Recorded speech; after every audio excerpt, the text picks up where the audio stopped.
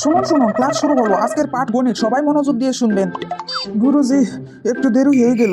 হাঁটতে হাঁটতে হাঁফিয়ে গেছি, পায়ে ব্যথা আছে, একটু বসে নি।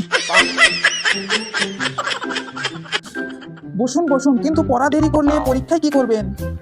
গুরুজি, পরীক্ষা দেওয়ার বয়স গেছে, এখন শেখার মজাটা নেই, নতুন শিখতে ইচ্ছে হয়। ঠিক আছে, তাহলে আসুন আজকের ক্লাস শুরু করি। বলুন তো, 5+5 কত? কি বললেন স্যার? 5টা মাছ ধরলে আর 5টা মাছ ধরলে সব মাছ কি তরকারি হবে? না না, এটা গণিতের প্রশ্ন। আরে বাপরে, এত জোরে কে চিল্লাচ্ছে? গুরুজি কি বলছেন আমি কিচ্ছু শুনতে পাচ্ছি না, কানে অল্প কম শুনি তো, তাই একটু জোরে বলেন।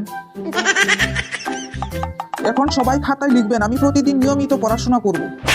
গুরুজি, খাতা খুঁজে পাচ্ছি না, ছেলেকে দিয়েছি বাজারে লিস্ট লেখার জন্য। আমার হাত কাঁপে, কাগজে লেখার বদলে কাগজ ছিঁড়ে ফেলি। আপনাদের কি হবে? পড়াশোনা করতে এসেছেন কিন্তু খাতা কলম নিয়ে আসেননি। আমরা তো কোনোদিন স্কুলে যাইনি, তাই এগুলো মনে থাকে না। বিরতি দিলাম, সবাই কিছুক্ষণ খাবার খেয়ে এসুন।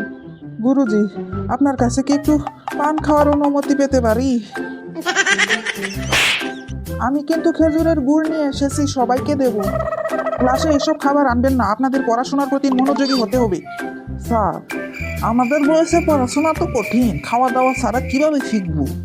আজকের ক্লাস এখানেই শেষ, কিন্তু সবাই হোমওয়ার্ক করবেন, 10টা সহজ অঙ্ক নিয়ে আসবেন। গুরুজি, দয়া করে হোমওয়ার্ক কম দিন, নাতি নাতিনদের সামলাতে সামলাতেই সময় পাই না। আমার তো চশমা ভেঙে গেছে, দাদা আপনি লিখে দেবেন। আপনারা এমন ছাত্র যাদের শিখিয়ে আমারই শেখার ইচ্ছা জাগে, কিন্তু চেষ্টা চালিয়ে যান, একদিন ঠিক শিখবেন। বয়স কোনো ব্যাপার নয়, শেখার ইচ্ছেই আসল। ভিডিওটি ভালো লেগে থাকলে চ্যানেলটিকে like, comment, share and subscribe করে ফেলেন।